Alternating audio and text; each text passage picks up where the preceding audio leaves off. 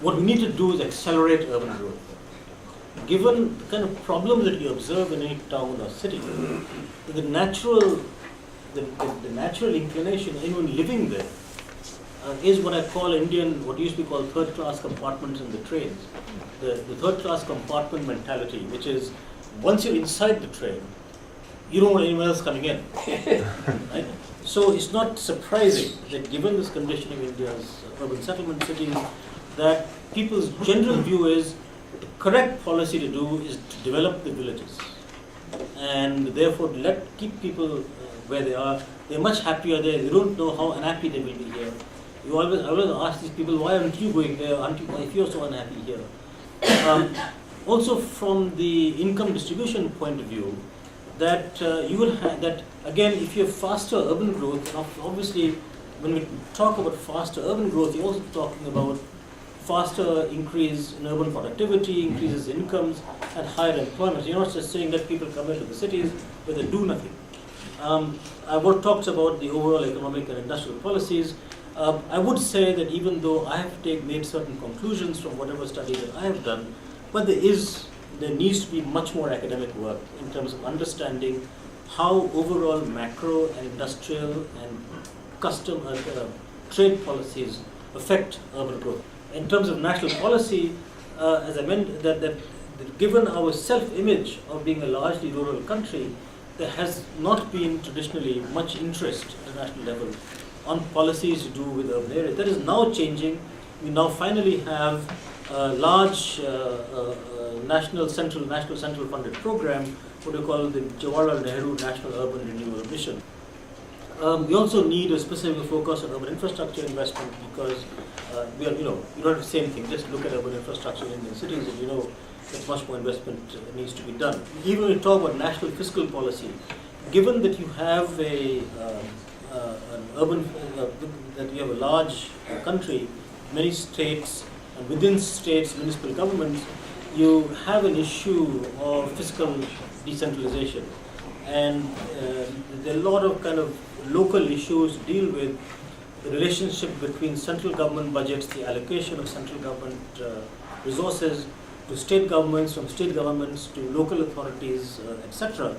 There are many different models in the world which are suited for whatever, partly the legacy, partly the history, but you do need a lot of thinking on how urban infrastructure can be financed. I already talked about trade policy and industrial policy.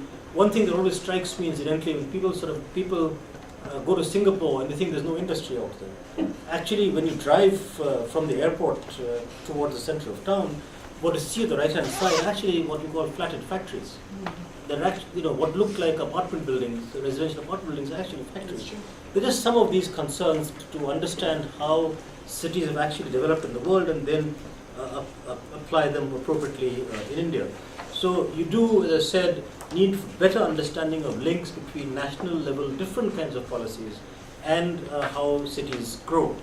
If you look at the Indian cities that have prospered in the last 10 to 15 years, particularly, places like Bangalore, Hyderabad, Chennai, Pune, among others, each of these cities have had, by design or by chance, a very high concentration of higher education institutions and research labs.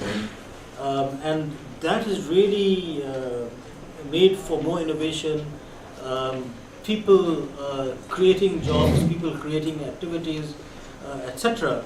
And so I think there's another area which I have not done much work on, but I do feel that it's an area which needs to be better understood in the role of service sector activities, particularly education and health, as both contributors to urban growth as well as integral parts of cities which generate such activity and attract people to those cities, and also, of course, serve the welfare of the citizens of those cities.